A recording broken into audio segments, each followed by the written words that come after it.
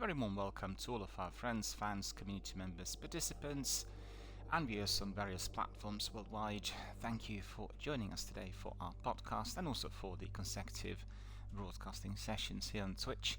Thank you for being valued and dedicated members of our community. And I had some messages popping in today, in fact, in view of our podcast this week. You know that we resumed our new season of broadcast on Twitch on previous Friday, and it's been a truly humbling experience with a lot of community-based activity, mostly in Warzone and some in Destiny. We've been streaming Destiny yet again, Destiny 1 and 2 that is. And then yesterday I joined forces with other Guardians in Season of the Splicer, which kicked off on Tuesday. I should say maybe on Wednesday for us in the UK, because the reset is at 6 o'clock PM, so not everyone in the UK can actually get access to the service quick enough earlier in the evening. But I have to tell everyone that if you are wondering about the season, and if you're wondering on what to do and how to get it, I need to stress that it's no longer necessary to be purchasing the full pack of Beyond Light, which is quite pricey. And I think lots of people who were sending me messages were actually asking me since yesterday, how did you get it on such a low price? I had messages from Tom, from Samuel, from Ben, from Joseph, from Sally, from Gemma, our regular viewers who are in various countries, 3 or 4 in the UK, the rest in the US, and you will know that Destiny does have a very large community of people in the United States, one of the most popular games of all times, in fact, together with Halo, and the vast majority of comms that I get are basically from the US, and you will know from our streams that 95% of our online participants indeed were also from America. And they asked, well, where did you get it so cheap, and what was the way to do it? Because lots of people were buying the full pack and they were paying anything between $15 and $30. The novelty that Bungie introduced is basically it came our way in November of last year, and that came together with Beyond Light. Previously, we had to be buying the full pack of all 3 seasons, and they introduced the concept that I much support within the new eco model, which tells you you can basically purchase whatever you like, and there's no need to be getting the full Monty of 3 seasons at once, but you can be buying them separately on a separate price. Principally, 3 seasons together would cost you something like £40-50. If you're in the UK, I think about $40-50 in America.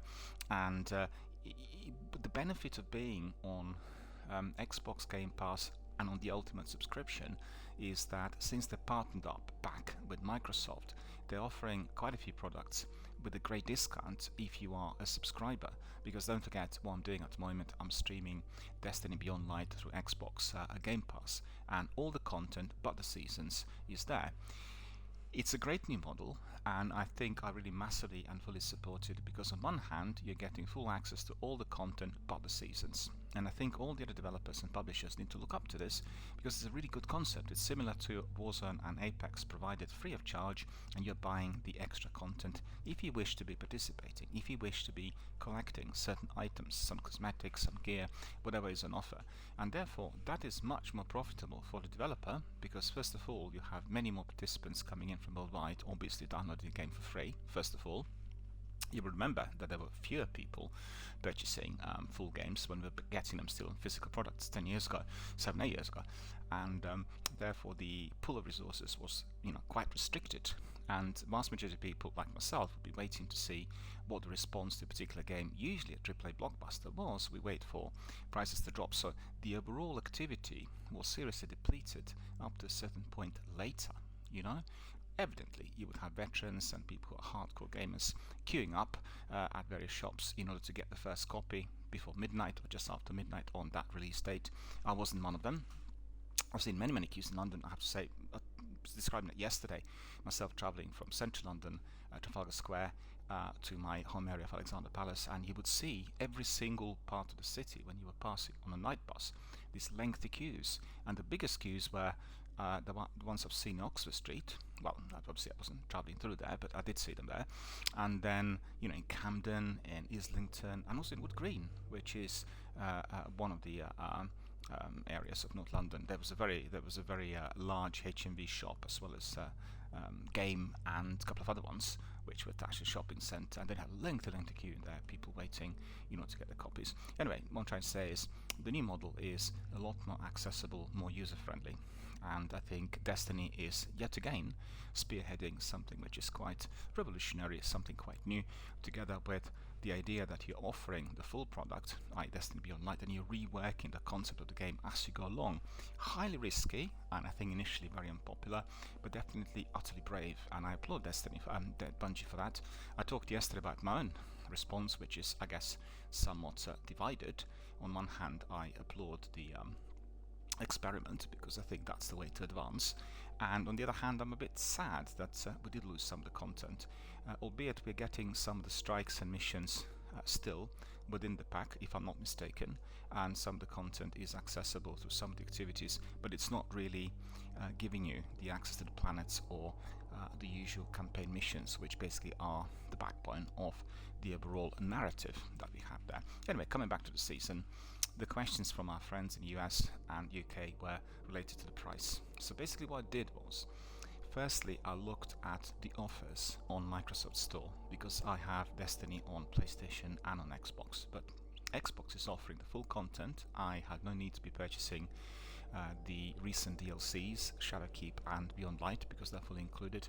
And then I've gone to Test Eververse, which is basically the store, and in the store I've gone to Silver, right? Because if you want to, well, first of all, you need to go to the store and you hit the first button, which is giving you the top-notch products. The big pop-up, the big banner in there is dedicated to the season, so it says Season of the Splicer and all the content, etc. So when you click on that, you'll get pop-up saying it will cost you 1,000 silver. Now, silver is the currency that you are purchasing with the use of dollar. Basically, your own money, and you need to purchase it through Microsoft Store, right? Or if you're on PlayStation, through PlayStation Store. It's quite easy.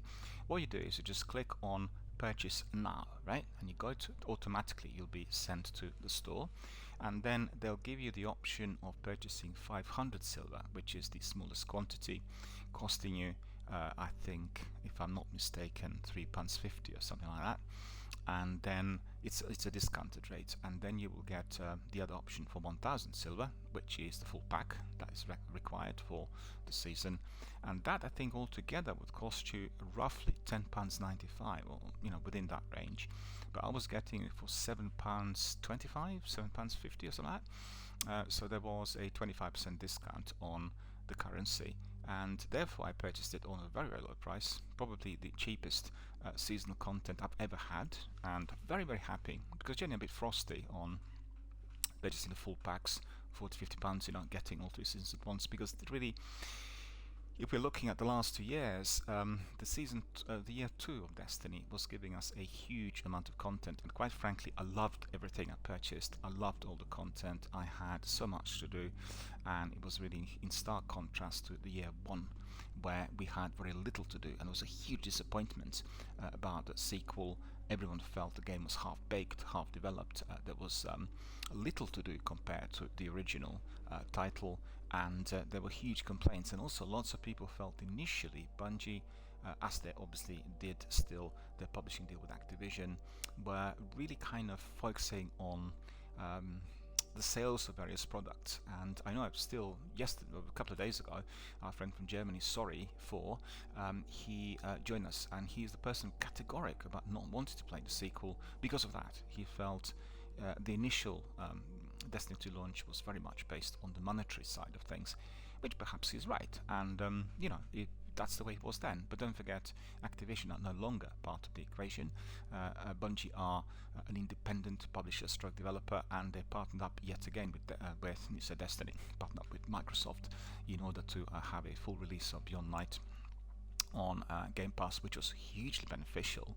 The number of participants who are doing Destiny Beyond Light massively, exponentially increased after that November, and quite frankly it was fully justified, because the new map is the biggest so far.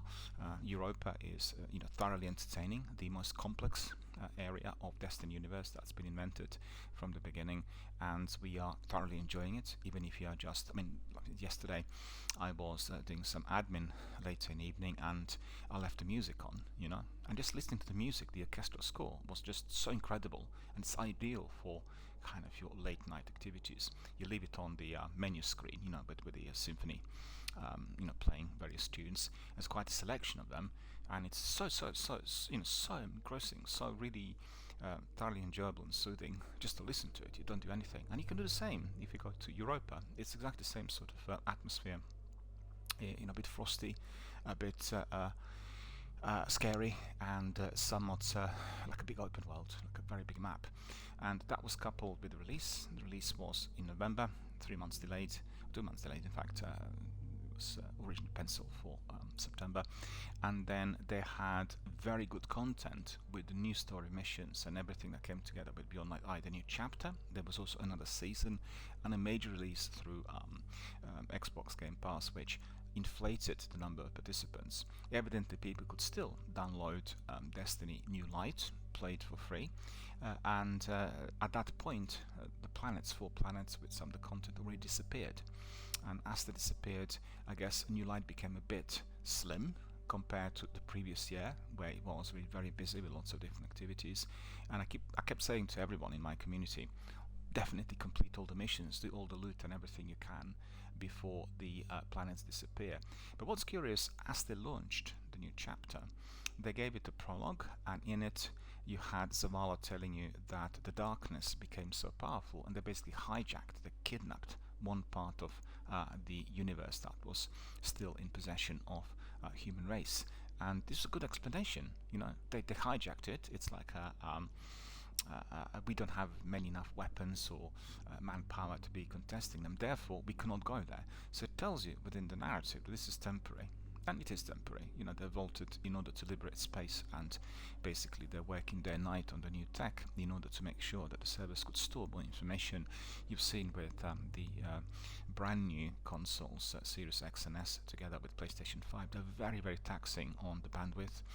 And if you are having your standard broadband like myself, or you should say even fast broadband, but it's a non-fiber type of internet, these consoles will not perform too well on the PvP and fully kind of online games. And you need to keep this in mind if you are getting new consoles. You need to be having fiber for everything to be hunky-dory, because I just said to my participants yesterday in Warzone that, let's say somebody thinks their performance is going to be improving if they are playing Warzone on Series X or S, or indeed on PlayStation 5. Faster processor, better graphics, greater speeds. The speeds are within the graphics side of things. The speeds are not to do with you accessing the servers. You need to have two things together. A bit like Dana from Latvia, Danusd is her user ID on Twitch. She uses the most expensive purpose-built gaming computer, which I believe would be worth maybe £10,000, and also she has the fastest upload, 1000 upload at the moment. So when you watch a stream, like I watch a stream on my 60-inch Bravia, it is so accelerated that when she's firing, I can just see how to put it. I can see her pulling a weapon and the guy's already dead. It is this fast, and that's to do with the internet speed. So remember that if you want to be a competitive gamer, do not get discouraged if you are playing it on broadband. You will be honing up your skills, you'll be polishing up the tips and tricks. It'll take you a long while to get to the level which is adequate for esports. But if you are then migrating from your fast broadband to ultra fast fiber, you will be just in a different zone, and from let's having 2 or 3 kills or 1 kill a match, you'll go up to about 10 to 15, and that's just the way it is. So it's not really useless to be grinding and doing it on low quality internet, because you will be really doing your best in order to beat the all the adversities that you'll be getting through these kind of constraints. But coming back to what I said earlier, the platform released Beyond Light, and therefore we had many more participants coming in, and therefore they offered these seasons on a separate price. So anybody who is playing it on Xbox will get all the products discounted at certain times. They're discounted because the season's been just launched on Tuesday, so make sure you snap them up within the first week. The discounts are usually between 5 to 7 days, and sometimes they have shorter term promotions. But if you really look at the reset, which is on Tuesday for all platforms, you have a look at it on Wednesday and maybe purchase it on the weekend. But don't leave it too late, because I've had a couple of times situations where I left it for myself to look at on Monday, and then I placed everything on my wish list and then I forgot, or I got in too late and then guess what, everything was gone. So don't leave it too late, make sure you buy it well in time. So the season kicked off on Tuesday. So far it's been very well received, and I played some of it yesterday. Well, I should say, for whatever reason, I played the Beyond Light missions and completed the vast majority, went down to the last boss. And yesterday, probably to do with the reset and the season being purchased, we started right from the beginning. So I was replaying the campaign story missions of Beyond Light for whatever reason. Always enjoyable, they're very, very good and highly entertaining. So, and the trouble I had yesterday with my stream was that the last 15-20 minutes were not recorded. The stream actually did cut off, and on my setup, like I could see right now, it did indicate the stream was indeed live. So it must have been a problem with Twitch and with the kind of recording facility, where there must have been a glitch. And I apologize to our viewers for this, because I had one incident of that sort about 6 months ago with Apex, when the new season kicked off, and on the first day the whole session didn't record. And I know what it is with Apex. They have menu screen, but basically they have a very short duration for you to be in the arena if you're idle. So if you're leaving it on the menu screen, they'll kick you out, and then once they kick you out, your stream cuts out. Basically, they're not allowing you to be going to the main game screen, which is in the menu, and do your stream. You can't stream if you are looking at it, because it's preventing people from using the service. So be very careful with streaming Apex. Make sure that you're always in the game or on the main menu, and don't leave your character for too long, like you go to the loo or make yourself a cup of tea, because your stream will be cut out unless you have a secondary display, which is what I was using for several years. I had to downsize and eliminate it, because if I'm having secondary display, it is basically reducing the bandwidth of my internet, which in any case is very poor. So everything gets very delayed, and I get some lag on my stream. So I basically had to cut it off, and I'm just watching. Well, basically I'm watching the chat, which is on a separate display, no picture. But on the other hand, on the main display, I have a what's it called, Twitch record Twitch stream bar.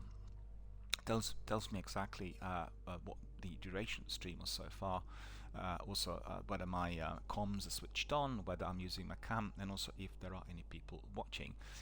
The number of participants is usually incorrect, because Twitch does not register when people are coming in cross-platform. So you will get people registered from your platform, but people popping in from PCs or PlayStation, if you are streaming on Xbox, are not registered. So this is not really a clear picture. And then sometimes when you get the stats, they're also really not accurate. Don't know why that is. I think cross-platform is causing problems to many developers and publishers, and we've seen that yesterday with Warzone, as one of our regulars, Joel, was being booted out several times, 10 times, due to consistent updates that were taking place on Xbox, constant patches, and cross-platform is still a novelty, and will take maybe a couple of years for it to be fully established and fully functional. They're doing everything possible, because with the cross-platform access, the games like Apex, Fortnite, and Warzone are certainly expanding rapidly. The communities are growing, it's easier to connect with your friends, and this game, Destiny, is pursuing that route as well. Incidentally, this week we had a glitch which did enable some people in North America to access cross-platform. I think they already eliminated this by Friday, but certainly for a few days this was a possibility, and I really wanted to try it. I really want to bring in our people from the PC and PlayStation community to this forum, because I can't wait for that cross-platform to take place. I really want it ASAP, and sadly I wasn't able to do that. But they indicated the major cross-platform launch will be in November, when they release the next chapter, and maybe they'll launch it earlier. the next chapter, I think it's Queen Witch, is going to be also delayed, I've heard, due to the pandemic.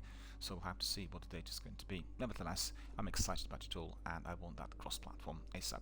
And if you are a gamer on Xbox, you'll be familiar with xCloud, which is fully operational, so that's just for the Xbox community. And if you want to be doing something quite pedestrian, like your inventory or maybe some patrols, you want to grind a bit without any major PvP activity, you can do it on Android phone or your iPhone. You pull them out, connect the controller through Bluetooth to your device, and you can play it wherever you are. You can be on a bus, you can be in a park, you can be, having a bath, and you can just crack on. I think it's the best if you do some activities which are a bit non-hectic. So if you're doing PvP like the Crucible, that's not going to work too well.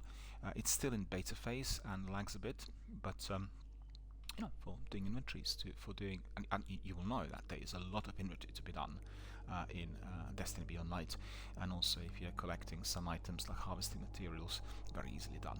And you can also watch other people. You can access it through xCloud, and maybe just do it together with some of your mates if you are just completing some very, very important harvesting tasks. And many of those are obviously part and parcel of Destiny seasons. And Destiny is a massive game. I mean, I can't really think of any other which is as big as this, with so many different types of activities. And in fact, it's like 20-30 games in one, constantly growing. And I think we'll just have a look at the season and all that it's offering. I really want to really expand on the price ranges, because for everyone here, you all want to be doing the season that came out on Tuesday. And as you know, the season is giving you quite a bit of free content, which also is a novelty as far as the online multiplayers are concerned. Other games picked up on the vibe, and we've seen that with several other multiplayers. But Destiny indeed was the first one offering that, and I've done the last 3 seasons like this. I've not purchased the full Monty because I also thought, well, I felt the content was quite repetitive. I've done all of that during the year. Was it year 2? And therefore I felt I didn't want to go continuously through yet more Iron Banner grinds and yet more Guardian games, because the rewards were not as magnificent as one would expect them to be. But in this instance, we are getting new story missions, we are getting some expansions on the Pinnacle activities with a 6-man team coming in, which is similar to what we had with raids, and it's for the first time they're introducing it. We are having some new RPG-based story missions fully integrated, and the Pinnacle activity will be happening every week, and it is my understanding shall be tied in with the overall story. So that's a novelty, and also understand that we can be grinding for some rewards which are not just based on emblems or in-game weapons. You can grind and then acquire cups and other kind of merchandise. We'll look into that very, very shortly. I'll be able to tell you exactly what the score is. So, in addition to Destiny, yesterday we had another major release. I should say the major new struck old release, Mass Effect Legendary Edition, had indeed arrived, and there's a huge anticipation and a lot of excitement about it. Very many good reviews out already, and I think people are saying that the game is looking absolutely state of the art, almost as if it was made today, and they're particularly happy about what they've seen altogether. In Mass Effect 1, they felt the game was perfectly reworked. They did say, particularly for the first installment, there are some bugs and there are some glitches, but that is expected, and people shouldn't really complain too much, because the game's been reworked and brought to the next gen accessibility and quality of audiovisual experience, and that itself should be fully rewarding. So we'll talk about both of these games in a moment. I want to thank all of our friends from the US and UK for writing these questions. I think the questions were mainly about the money and how do we get that season on a discounted rate. So I'll repeat, you'll go to Tesseverus and you will go to the Season of the Splicer banner. You'll click on silver. 1,000 silver in Britain will cost you £7.50 roughly, I think, and probably the same roughly the same in the US, so getting 25% discount, and then once you purchase it, you click on acquire, and that's it. You're sorted for the next 3 months, 4 months in fact, and you can do everything. You will get all the rewards and everything that is included. And I think this season in particular is probably as exciting or as novel as the year 2 seasons were. So I'm very, very happy and delighted to have gone in. Looking forward to participate in sessions with our community members. Sadly, I can't bring my entire PlayStation community into my sessions because we do not have that cross-platform yet, and this is dreadful. I mean, honestly, 4 months from now to May to September, we're expecting the new chapter and the new season to be launched in September. Whether it will be or not remains to be seen. But it's just I'm sad. On the other hand, you have seen that they erected the portal, or a couple of portals in there, with the missions being replayable and the exotic quests being accessed and made accessible, and that's really great, because some of the content indeed will be reworked and accessed at a later stage. What I don't like is they said that certain items that are season specific are going to be disappearing at the end. That is not something that I'm happy with, because I want everyone at any stage to be able to get them.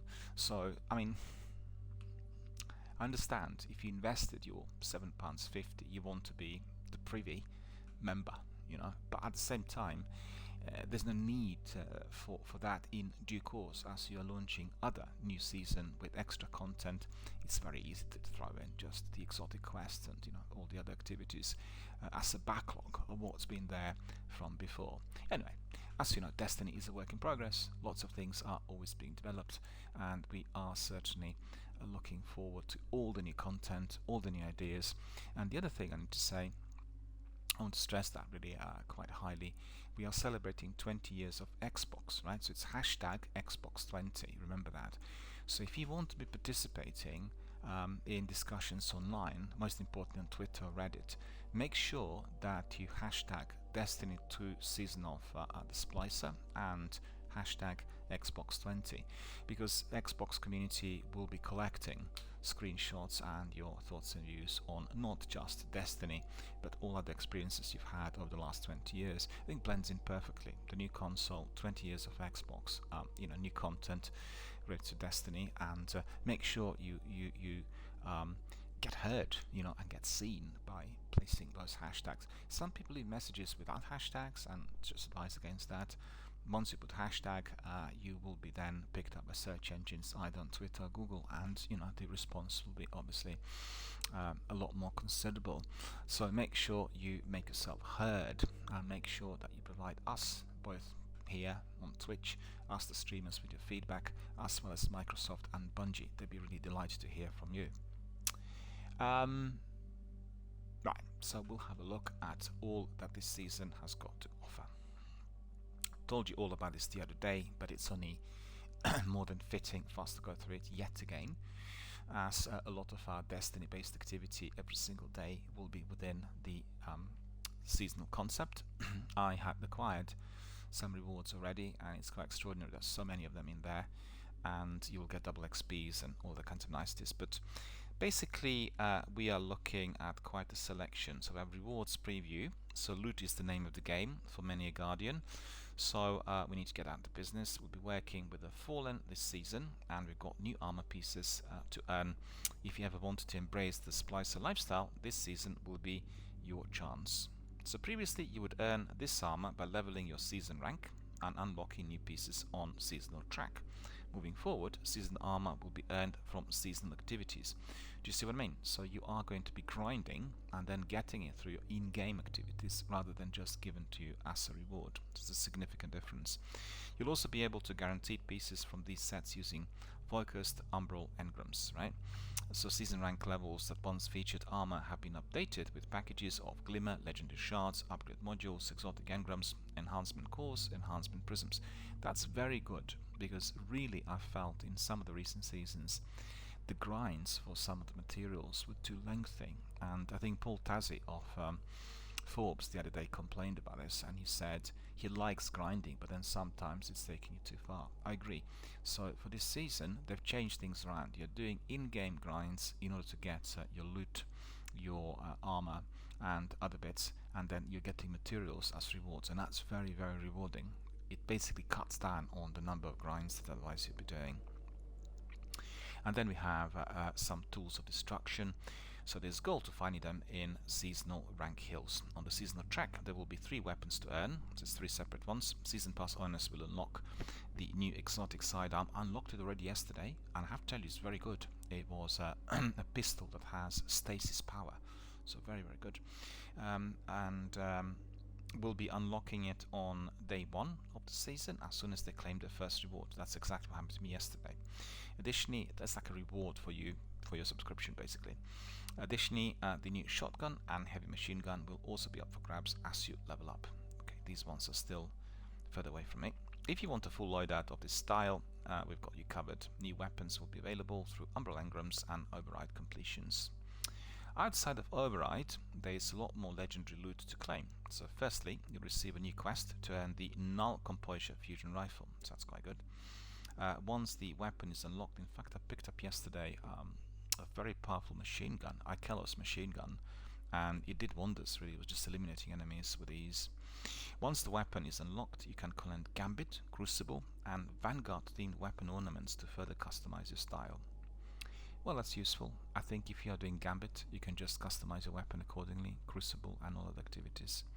As well, what I've done is I customize my Hunter for the Crucible, although I'm not doing the Crucible, so it's quite red, looks very bright and illuminated, and I think the outfit's really more than fitting for lots of activities in Season of Splicer, because Season of Splicer has pinkish, mauvish undertones everywhere, you know, the content, so he will blend in perfectly, and he will be semi-concealed, therefore. Like a mauvish, purplish mist that keeps rising everywhere, and then you can sneak in and you may not be seen as easily. For the endgame focus guardians out there, hang on a minute, yeah, that's right. There will be similar weapons up for grabs. We have no doubt the Destiny 1 veterans among you will recall these legends in an instant. So, like last season, each weapon will be on a weekly rotation in Nightfall playlists. Upping the difficulty will give you a higher drop chance as you search for desired roles. Starting June the 22nd, Grandmaster Nightfalls will become available, introducing adept versions of each weapon. I've got to say, I really want some of our dedicated veterans like Sekapupu and Furry Spider and Igoose and Matthias to join me with some of those Nightfall activities. We've done so many Nightfalls in Destiny 1, but sadly, as they're all on PlayStation, they can't join me here for the Grandmaster Nightfalls, and these are very, very good. They're very enjoyable activities, and you get really very good loot. So definitely, I'm sure Sekabubu was grinding it and doing everything, but I know he told me he had exactly the same problem, because he played Destiny initially on PlayStation, then he migrated to Xbox, which is not in his possession, and then later he played it most of the times on PC for the quality graphics and speed, and therefore, you know, couldn't bring in anyone from PlayStation, unfortunately, and was really sentenced to solo missions for quite some time. And as you know, solo missions in Destiny, it's alright if you're doing it for the first time, but when you have your full community on board, when you complete the campaign non-starter, you really want to have everyone else to be doing it as a 3-piece, and as from this season as a 6-piece as well. So now there's a part when we say and more. There are still more weapons for you to discover as you carry on. So some of the best feelings in Destiny are those moments where you uncover a sweet weapon with a perfect perk combination, so-called God Roll. Want an auto rifle that gains extra damage after defeating an enemy with a grenade? How about a sniper that's quick on the draw, but also can be rolled out with Dragonfly? Every season invites interesting choices and new playstyles. So the guy here who was writing, he said, I'm personally amped for a new pulse rifle from the seasonal offering that will fire quick with just a little kick, as to speak. So the team's cooked up some fun new perks this season as well. You'll have some opportunity to mix some flavors, you know, with fresh ingredients, and they have also new artifact mods which can turn some of these weapons up to level 11. So let me see, is there anything else? Some notes and patches. Prepare for download. Right, so I want to see also another article, so just bear with me, which is from Bungee about those shirts, and let's see. And then this light, allies bound by light. So we talked about that early in the week, so I'm not going through this again. And let me see, override expungible to glass. Oh yeah, there we are. That's what I'm interested in. So Bungee Rewards, right?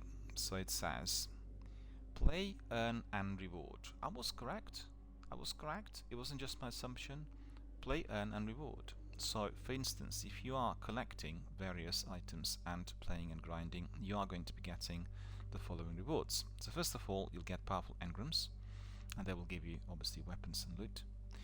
Claim, triumph, or item in game. Vault of Glass. Carry 10 players through the Vault of Glass. So that's your task. And then if you complete it, you will get the exclusive Bungee Reward emblem, Share a Glass. Okay, looks pretty good. It is clearly displayed on Bungee.net profile reward page. So if you go to Bungee.net, access the section for Season of Splicer, and then go for rewards. It's one of the sections in there. You know, one of the you'll get a tab, and then once you click on rewards, the list is there. So if you are indeed claiming, if you are doing the raid and you're completing everything, carrying 10 people to the Vault of Glass, you have a deadline to claim reward, which is on December the 31st. So it's not infinite. You got to claim it before the December 31st. Then complete new light introduction. So we have exclusive second chances emblem. October the 31st is the date when you need to claim it, and also you need to earn it by 31st of October. So you know there's a deadline in there. So it's exclusive second chances emblem and the exclusive Bungee Reward emblem, Share Glass. Okay, so we have another one. Claim triumph or item in the game. So exclusive Vault of Glass raid jacket. Complete the Vault of Glass by the second reset. Well, I need to do that actually. I really do, because I want to get the jacket. It looks really awesome. It's a proper Vault of Glass jacket.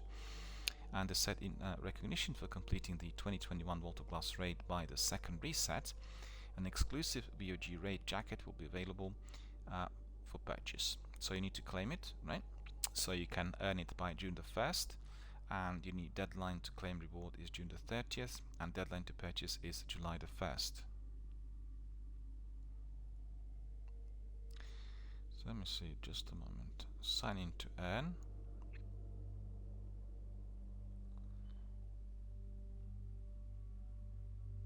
I'm not so sure whether I can claim it directly through what I earned, or it's giving me access to the store where I can purchase it with a discount. I'm not sure. Need to really see. Hang on. We'll have a look at that.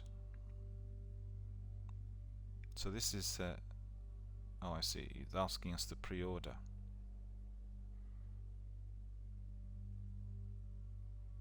Costing about 700,000. Right.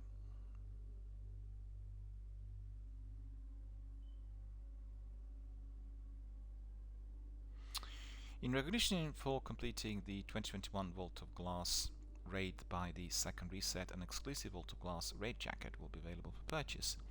This Vault of Glass raid packable anorak jacket is made to order, and all sales are final. Final product design may be having minor variations from what's shown. Details. Hang on a minute. With the code, the jacket is $149.99. If you do not wish to add complimentary personalization on the right sleeve, do not enter anything. Personalization, all sales are final. $150 for the jacket. Anorak.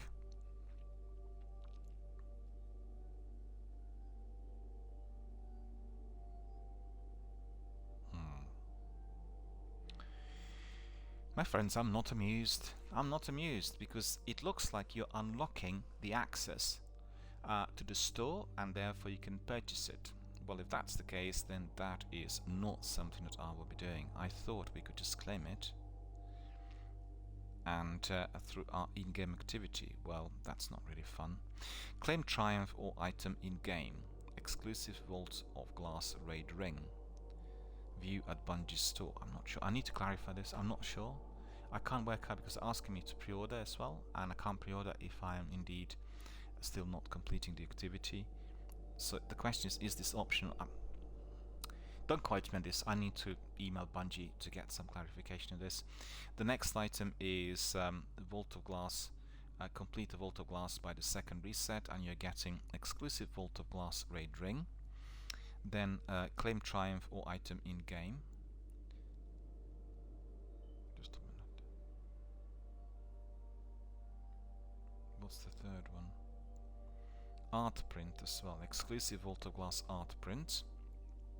Deadline is 1st of September. Claim triumph for item in game. Exclusive Vault of Glass seal. Another one, exclusive Seasonal Splicer seal. And then exclusive Descendant seal. Exclusive Splintered seal. So getting various seals in there. These I think are to be claimed within the game.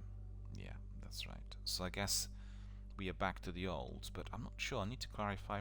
I'm not sure whether we're getting discount or what. I thought if we were grinding and getting certain things done, we'll get these rewards, but it doesn't look like it, because it's just basically I guess it's linked to the completion of the raid, the Vault of Glass, and then you need to you'll be unlocking it, and then you can purchase from the store. But I'm not interested, basically. That's not really too exciting, so that's a bit of a disappointment, because I kept telling everyone yesterday this was a brilliant inclusion, but I guess I still need to clarify.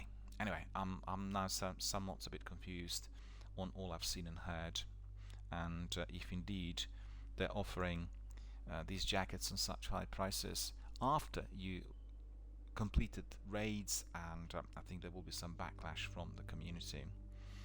And the new thing is armor synthesis. Grow your collection amongst the stars and forge your look in the last city. Every journey and every guardian is unique. Your armor should be true. So with the help of Ada, you'll recover Braytech secrets from Europa that allow the building of a device known as Loom. So once operational, Ada will safeguard the Loom within the tower, granting our guardians the ability to create synthweave, and then it will unlock the power to turn almost any piece of armor into universal ornament. So that is what we already collected yesterday. It's part of this new season. Quite excited to see what this is going to be like.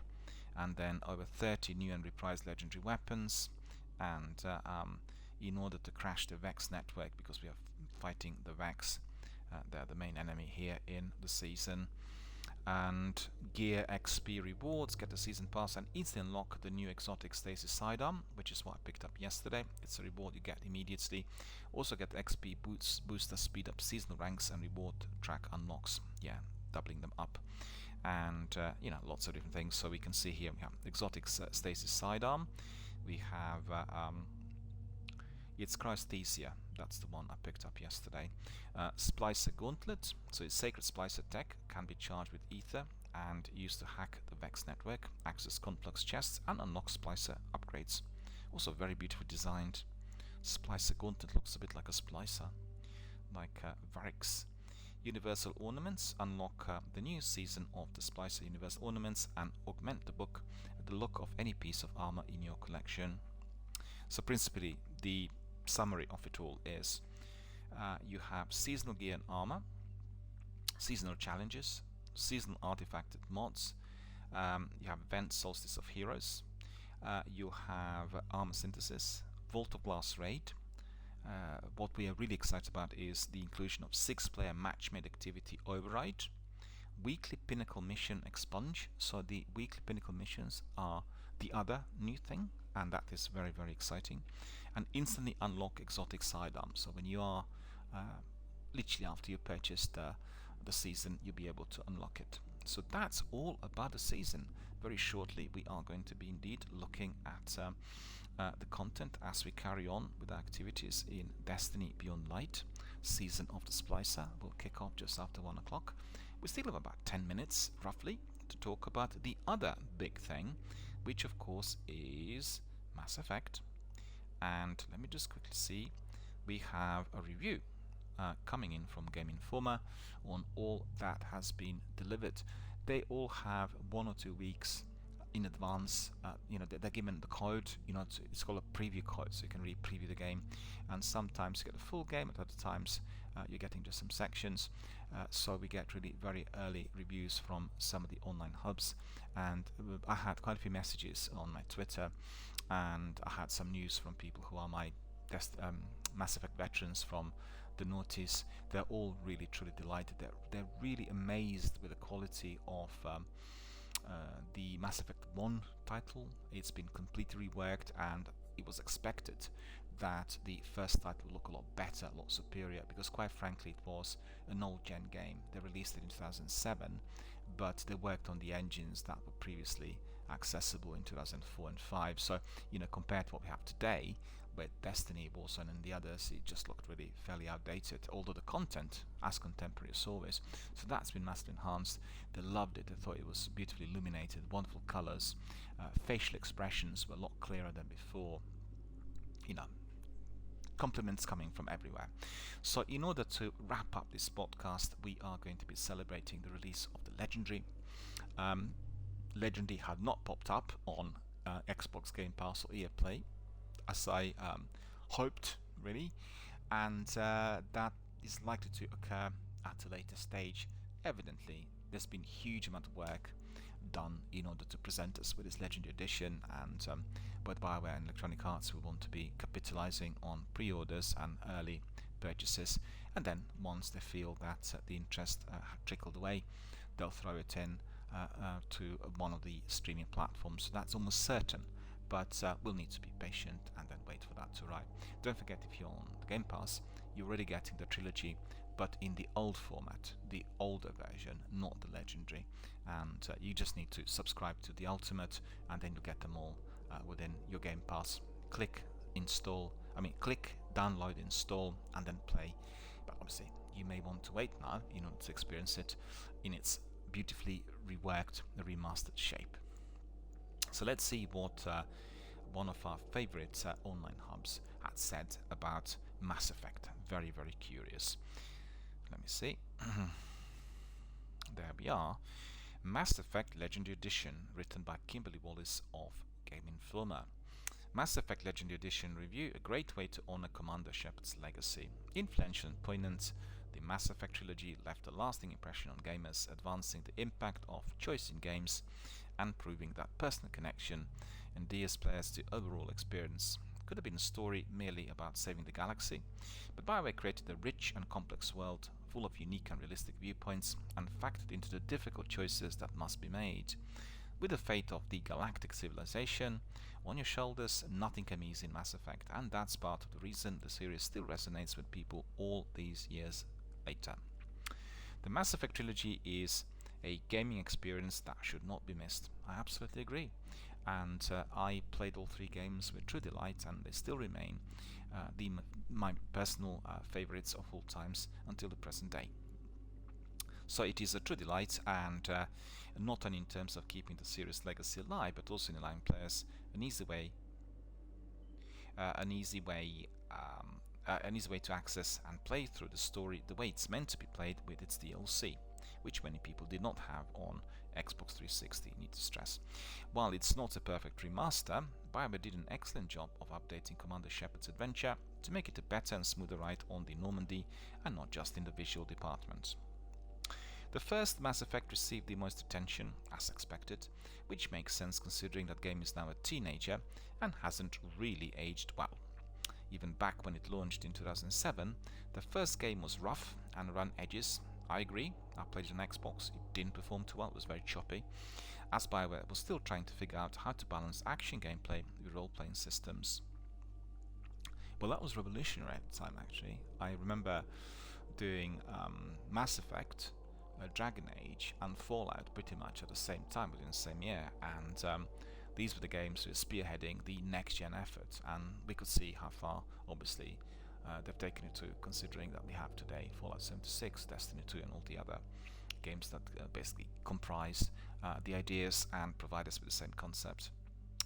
Mass Effect's unique sci-fi future always won out. Mass Effect's unique sci-fi future always won out over any flaws or frustrations, but going back to relive these moments came with some unfortunate problems with legendary improvements. That is no longer the case, and I enjoyed playing through the first game a lot more in the remaster.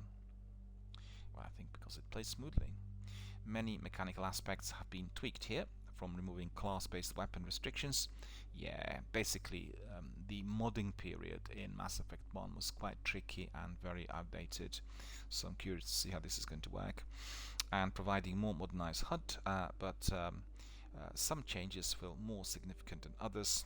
For instance, the new Mako controls made a huge difference in my enjoyment of the game, and also they improved Mako visually, looks more beautiful. The traditionally lumbering vehicle steers better, moves faster, has better aiming mechanics for shooting. Mako was very much of concern in the first game. I actually replayed Mass Effect 1 last year, and Mako was really very stiff. It's very difficult to complete certain missions, particularly if you were firing from the gun. It's like a tank, you know, and very hard to engage some of the mobile enemies. She says, I used to dread hopping into this six-wheel vehicle of chaos, but that's all dissipated thanks to these smoother controls. Speaking of better controls, Mass Effect 1 shooting is much improved and closer to Mass Effect 2's gameplay, smoother targeting and all different gun types being useful from the get-go. You will not forget you're playing an older quasi-shooter, but it makes playing the first game a lot better. The visual enhancements here hit the hardest, especially the added detail to the lush environments, which now do have richer vegetation, new particle effects and improved lighting. That's quite similar to what we had with the Master Chief Collection. If you play the Master Chief Collection, Halo Combat Evolved, the new version, the remastered version, looks very much like Destiny.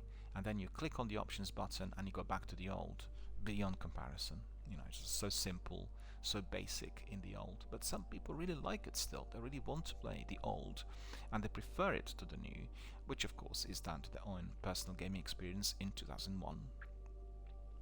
The environment in Mass Effect 1 was not as basic as it was in Combat Evolved, but still with these enhancements it will be, you know, really truly magnificent, and I'm quite certain very similar to the environments that we have today in the games like, for instance, the Outer Worlds and Destiny. The structures of these levels have not changed, but the way they've been visually improved makes them way more interesting to explore, and I stopped taking the sights more than ever before. You can just stroll to the open world and look at the sights, similar to what you do in Anthem, absolutely magnificent designed.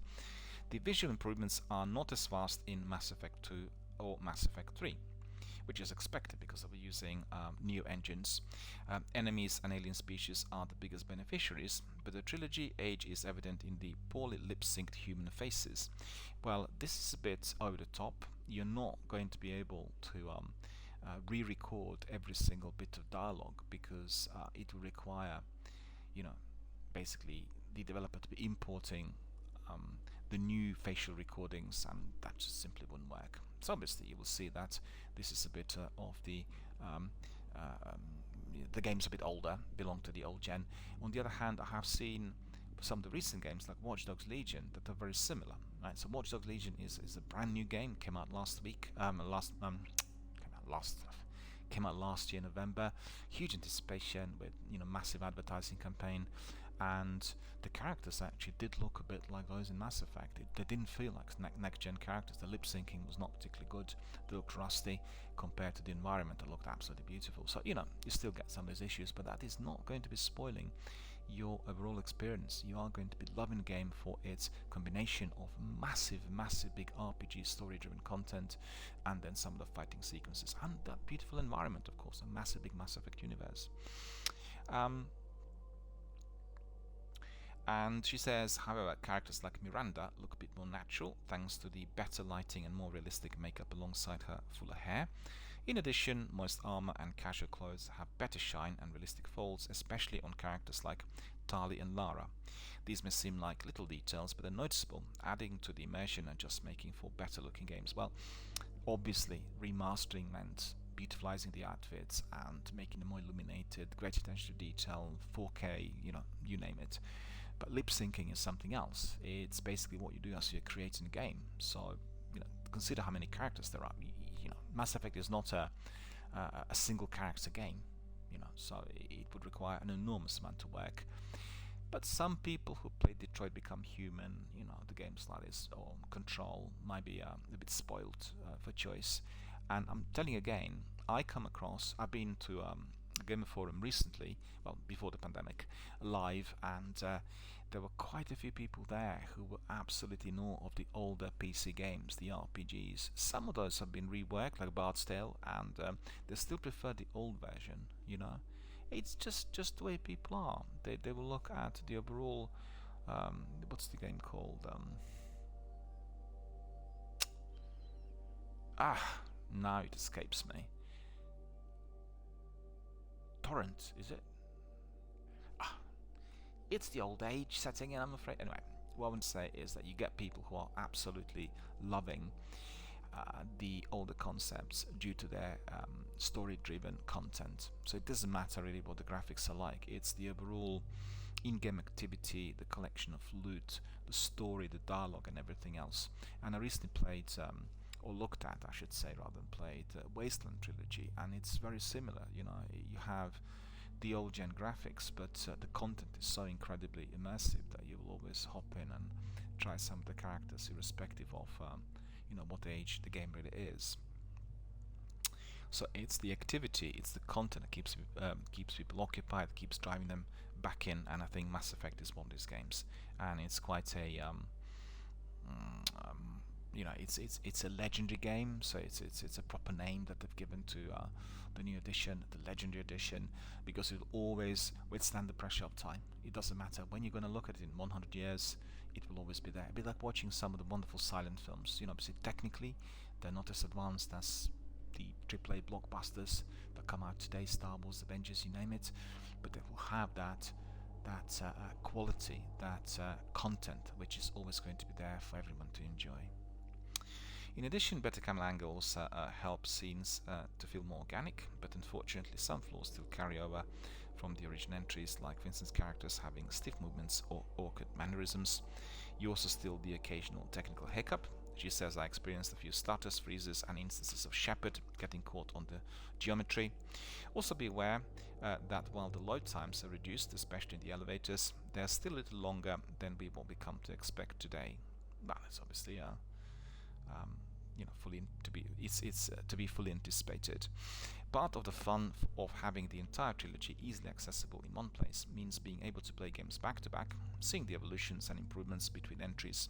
I really appreciate being able to create a Shepard in Mass Effect 1 that I could take across each game and not having drastic differences in her appearance between each game she was playing the female Shepard, adding a cohesive feeling. The new customization options for your avatar's experience aren't grand, but I did like the more natural hair textures. A new photo mode also allows you to capture your favorite moments. It's pretty standard and gets the job done, but the filters are limited. Another great aspect of this package is it contains most of the DLCs, such as standouts like Citadel, Lair of the Shadow Broker, and Leviathan. Sadly, the Pinnacle Station is not included due to being unable to recover the source code.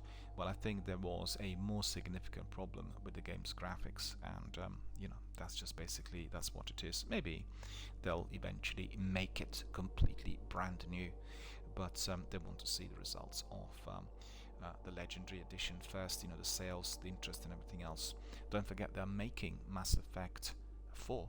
Or is it Mass Effect 5? They call it Mass Effect 5. But actually, it's not Mass Effect 5 because Andromeda does not really blend in with the story of the trilogy. So I would see it, well, I guess it's the 5th title in the series rather than Mass Effect 5. I see it Untitled. And BioWare choose not to carry over Mass Effect 3 multiplayer at this time. Wisely so.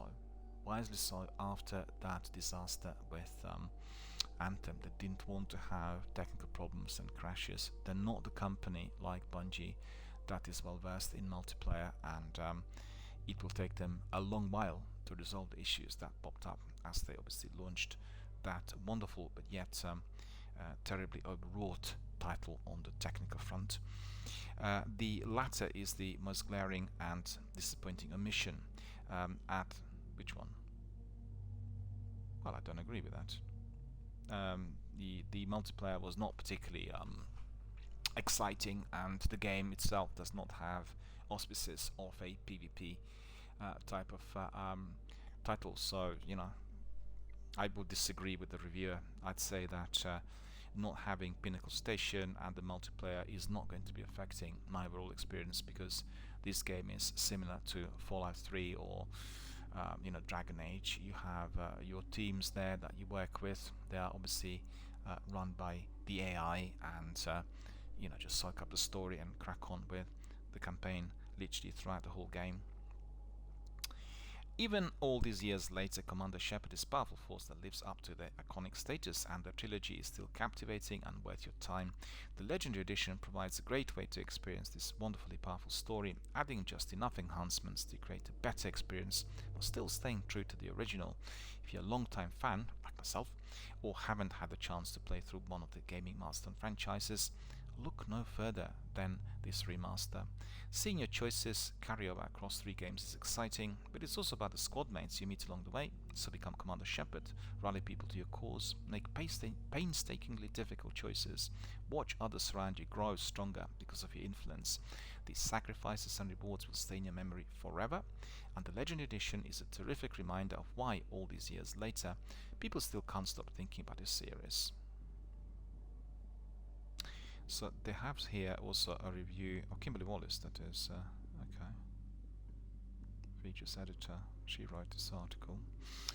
She's giving us also a rundown on like some aspects of the game. So let's have a look at that, and that's going to be the last bit here for today in our podcast. So she says, concept: provide a one-stop shop remaster to experience the iconic Mass Effect trilogy, which includes the majority of DLCs and various quality type of life improvements. Graphics: the graphical enhancements are mostly for the better, especially in the more detailed environments and different alien species. The humans and the mannerisms are hit or miss. Sound quality: a moving soundtrack and stellar voice performances make Commander Shepard's journey shine brighter. That was expected. It's going to be as good as we have it here in Destiny. Playability: BioWare made the trilogy much more approachable for a modern audience, especially with the updates to the first game, which includes smoother macro controls and better gunplay. And entertainment: Mass Effect Legendary Edition updates the trilogy in smart ways while retaining its essence, giving fans and newcomers alike a fantastic way to experience one of the most memorable series in the gaming. Replay, she said, high. We are going to have a session, so that's all on Mass Effect Legendary Edition. We'll obviously talk about it quite a bit as we go along. Every day we'll get more news. Certainly during the first week there'll be many exciting reviews and comments and feedback coming from our community members, in addition to what's already out there online, and I'm very excited about that, I have to say. And you've noticed that during this week we not really spend that much time looking at all the other Xbox and PlayStation related news, the other game releases, and we'll catch up in the next few days. There's quite a few things coming in addition to Mass Effect and Destiny, but these are the biggest releases, and considering the magnitude of the series, there's been a huge anticipation for almost a decade for a remaster to be done, and it's truly mouth-watering to see some of the graphics and images. If you've not purchased the game, like myself, you can access it through you can access the trailers and developer diaries through YouTube channels, and you can go also to This Week on Xbox. They have some introductions, so definitely hit the button, do replay, have a look at it, and join the forces with us sometime. I have played and streamed Mass Effect here on my channel, although fairly briefly, which I thought was going to be complementing Destiny quite well, but it turned out to be perhaps not as successful as a stream, because Mass Effect is not a multiplayer and Destiny is, and you get lots of people attracted to various other multiplayers, most notably Warzone and Apex. People who kind of like fiery action, people like exploring open world and doing various activities together with the squad. Mass Effect doesn't offer that. It's fairly straightforward, and it does have a linear storytelling campaign, which is easy to follow with many side quests. And we'll get back to it here live online. I certainly will be playing Legendary Edition either here on Twitch or offline, but I still need to get it, and I'm certainly very hopeful that we'll get it through our streaming services. So I'm trying to think what else I wanted to tell you. Well, we are going to be looking at all the other news later in the week. There have been several other releases and bits of news which are very much of interest related to Overwatch and Fallout 76 and all the other games we talked about here. But for today, I think that is about it. We'll progress now to our Destiny Season of the Splicer universe. I'll have a short break of about 5 minutes, and then we'll just migrate to more of our wonderful Guardian activity in Bungie's Masterpiece. Thoroughly enjoyed my action yesterday, and apologize to the viewers for that interruption to the stream. It should have been 2 hours long, but it was cut short by about 20 minutes due to that Twitch-based glitch. So I think what I'll do today is I'll replay the mission and therefore complete all that indeed should have been seen yesterday live on air. No big deal for me. I always like replaying the missions that are highly enjoyable, and we'll carry on with Season of the Splicer very shortly. So thank you for coming in today. Forgot to tell you, in local area today we have a very, very wet, very kind of misty, cloudy type of autumnal day. It doesn't feel like we are progressing towards summer, and it's fairly cold. The temperature's dropped compared to the last couple of days, so the best possible day to be enjoying video games live online and also joining forces with us here on any platform, be it YouTube or Twitch or any other. So I'll see you all very shortly with Season of the Splicer. Take care.